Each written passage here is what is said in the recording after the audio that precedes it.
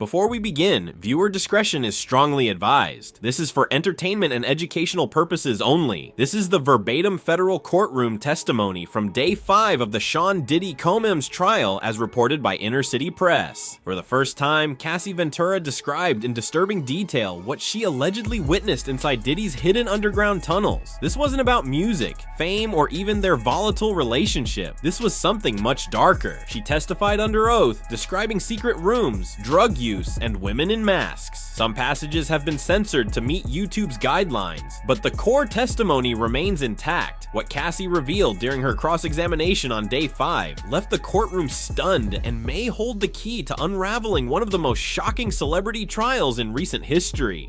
What was buried beneath Diddy's empire might finally be exposed. Day 5 of the trial opened with a strange sense of anticipation. Reporters shuffled in earlier than usual. The public gallery was packed tighter than ever, and even the jurors seemed more alert. There was a heaviness in the air, and everyone knew why. Cassie Ventura was returning to the stand. Unlike the previous days of emotionally heavy but legally routine testimony, today would be different. Something was coming. Cassie entered quietly, flanked by security, and took her seat across from the defense.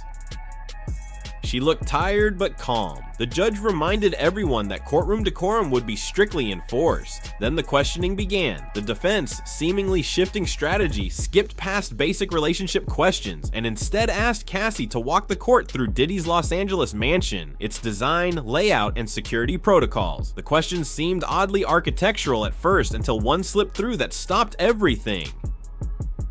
Miss Ventura, have you ever been beneath the property, inside the tunnel? There was a momentary pause. Gasps were stifled. The prosecution objected, calling it irrelevant and speculative, but the judge allowed it. Cassie took a deep breath. Yes, she said. That single word changed the mood in the room. For months, there had been rumors about tunnels, Reddit threads, anonymous claims, even jokes in the media, but no one had confirmed it.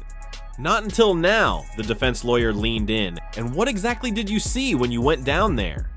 I didn't want to go, Cassie began. He told me to follow him. He said he had something to show me. He was high. I was confused, but I followed. She explained how the entrance was outside, not inside the mansion itself, disguised behind foliage near the pool area. It looked like a slope, just part of the landscaping, but there was a hatch under the leaves. What she saw next, she claimed, would stay with her forever. Concrete stairs, steel doors. It got colder the deeper we went, and when we got inside, I knew this wasn't just some safe room. It was something else entirely. She wouldn't say more until prompted, but the room already knew they were going to hear something no one was ready for. Cassie's voice didn't shake as she began to recount what was inside. In fact, that's what made it all the more unsettling. There was a detached clarity in her tone, as if she had rehearsed this moment in her mind for years. The entrance led to a long corridor, bare walls, and fluorescent lights. There was this buzzing noise, almost mechanical. It didn't feel like a part of a house. It felt like an institution. She described the walk as disorienting, twisting hallways with no windows and no cell service. She said Diddy walked ahead of her, talking to himself, mumbling about proving a point. She thought about turning back, but didn't. He had that look in his eye, the one that said, "Don't argue." As they passed through a secured door, unlocked with a keypad, Cassie said they entered a large chamber-like room. Red lights, cameras in the corners, leather furniture. There was a smell, cleaning chemicals, sweat, something else. The room, she claimed, was not for relaxation or entertainment. It looked like it was made for something else. It was clinical, but also perverse. You could feel that bad things had happened there. She pointed out details, shelves filled with props, masks, ropes, oils, and latex outfits, a rack of clothing that appeared unworn, mirrors on the ceiling and floor, soundproof padding on the walls. None of it felt like a fantasy. She said it felt like control, like it was built for power over someone else. The defense pressed her. Had you ever seen anyone else down there? Cassie hesitated. Yes, she described seeing 2 women in wigs and masks. One was lying still on a couch, the other sitting near a tripod with a camera mounted. They didn't speak.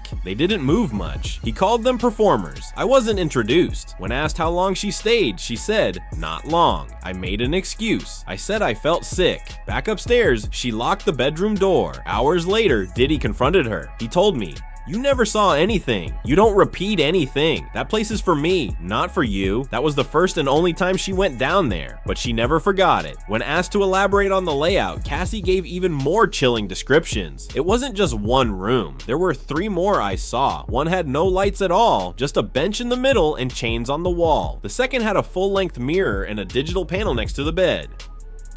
I didn't know what it was for. The third had nothing but a chair and a box of wires.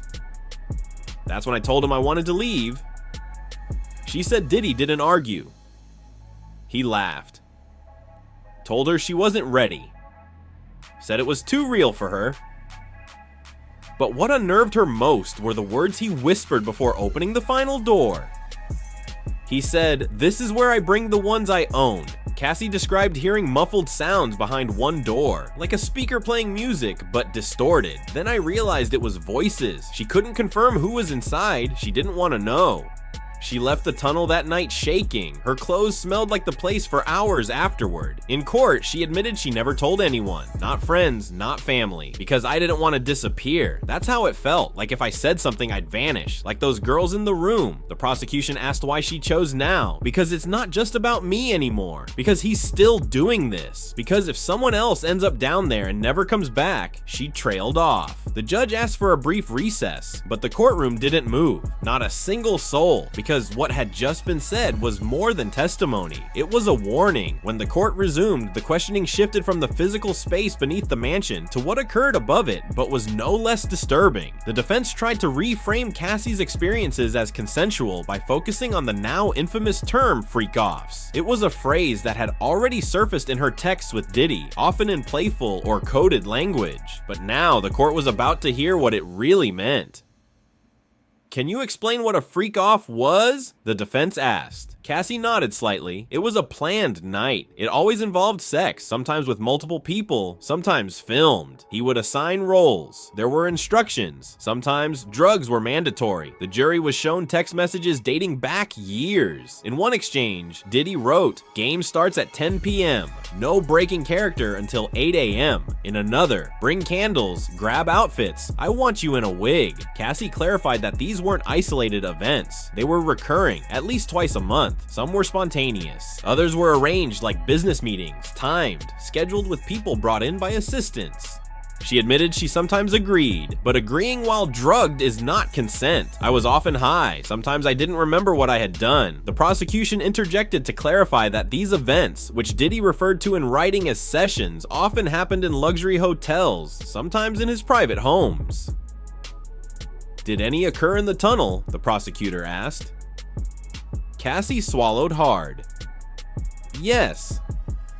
She described one event where she was instructed to wear a latex suit and remain silent the entire night. "I was told I'd be punished if I broke character. The guests that night included strangers. He never gave names. I was told to trust him." One message entered into evidence included a chilling line from Diddy. "This time, I want control." No safe word. Cassie testified she didn't always feel in control of her own body. "Afterward, I felt hollow. I wasn't sure who I was anymore." She would later delete videos and photos. Not because of shame, but fear. She feared that if she spoke, something worse would happen. The questioning turned to the role drugs played in these encounters. What substances were commonly used during these events? The prosecution asked. Cassie didn't hesitate. "Opiates, MDMA, benzo, weed, but mostly pills I didn't ask for. Sometimes I didn't know what I took until I passed out." She testified that the drugs were often handed to her by Diddy directly or by his staff. He'd say it was something to help me relax, but it made me foggy, slow, compliant. She recalled one night waking up on the floor of his Miami property, covered in sweat with a camera light still on. "I don't know how I got there. I don't know who was in the room." She told the court that eventually she began to suspect videos were being kept. He'd tell me, "You're mine forever now." At first, I thought it was just words. Then I realized he was documenting things for control. The defense challenged this assertion, asking if she had ever seen these videos. Only once, briefly, a clip on his laptop. Two men. I didn't remember it happening. She said she begged him to delete it. He told me, "I keep everything for leverage." Cassie explained how this control extended beyond the bedroom. If she left the house without checking in, he'd call 50 times. If she didn't answer, he'd threaten to ruin everything. She also suspected he instructed people in his circle to stop dealing drugs to her directly, claiming she was stealing from him. It was like he was cutting off my access to anything outside of him. I was completely dependent. At one point, she claimed she tried to get help through a luxury rehab disguised as a spa, but he found out. He showed up, told them I was just dramatic. I checked out the next day. The courtroom sat in stunned silence as she admitted to trying multiple times to quit pills on her own, but I couldn't. Not with him still in my life. As her testimony stretched into the afternoon, the prosecution opened a new line of questioning. Was she the only one? Cassie shook her head. Number I wasn't the only woman. Not by a long shot. She testified that during several freak-offs, other women were present. Sometimes escorts, sometimes women she didn't know, sometimes celebrities. They'd arrive by car service, sometimes masked, sometimes crying. I didn't ask questions. I was too scared. She identified Tiffany Red, a former friend, as one of the few people who saw what happened behind closed doors. Tiffany was at my 29th birthday party. She saw things. She told me it wasn't okay. I didn't listen. The court revisited an open letter Tiffany wrote years later, published in Rolling Stone, calling out Diddy's behavior. She tried to speak out. She was silenced. The prosecution pressed further. Did any staff members witness what was going on? Yes, Cassie said. His assistants helped coordinate. They knew when women were arriving. They cleaned up afterward. I don't know how much they knew, but they weren't blind. She also recalled the moment she realized her privacy was an illusion. I caught one of his assistants walking in on us once. He didn't flinch, just said, "Sorry, boss." The defense argued this didn't prove criminal intent, but Cassie's words struck a nerve. It wasn't about sex. It was about obedience, submission. He needed to feel untouchable. And when asked why so many stayed silent for so long, her answer was immediate. Because we thought no one would believe us. Because he's Diddy. She paused. But now the truth is out, and I'm not the only one ready to speak. As the courtroom braced itself for the next chapter of testimony, the prosecution turned to the most harrowing portion yet, the physical abuse. Cassie had already described the manipulation, the underground tunnel, and the disturbing parties. But what came next wasn't symbolic. It was bruises. It was blood. It was her body damaged in silence. Did Mr. Comey's ever physically assault you? The prosecutor asked. Cassie nodded, staring down. Yes, many times. She described early signs, grabbing her wrist too hard, pushing her during arguments. He always apologized afterward, promised it would never happen again, but it always did. The court was shown photos of a gash above her eyebrow. Cassie confirmed it was from a night she came home late after a solo dinner. He thought I was cheating. I wasn't. She claimed he was inebriated, paranoid, and aggressive. I was supposed to be packing for a trip, but I was tired. I fell asleep on the couch. I woke up to him screaming. I don't remember much after that, just the pain. She also recalled being kicked in the back after he read a text from another man. The prosecution pressed, "Do you remember who it was?" "Kid Cutie," she said. "He thought we were having an affair." She said they had briefly dated during a break in her relationship with Diddy, but that he couldn't let it go. He brought it up constantly, used it to justify everything. She explained how even when she tried to walk away, he found ways to punish her. He'd send messages through people I trusted, make sure I felt watched, make sure I remembered who was in control. When asked why she didn't go to the police, she said, "Because I didn't think anyone would believe me. He had power. I didn't." Then she told the court something that dropped like a stone. After one of the worst nights, he threw me off a boat in the Caribbean, said I was dead weight, I swam to shore and still went back to him. At that moment, one juror was visibly shaken. The judge called for a brief pause, but the damage was done. Cassie had just made it clear that the abuse wasn't symbolic or hidden in shadows. It was physical, it was violent, and it was real. When the court resumed, the prosecution carefully guided Cassie into the final and most infamous event, the Intercontinental Hotel incident. This wasn't a rumor.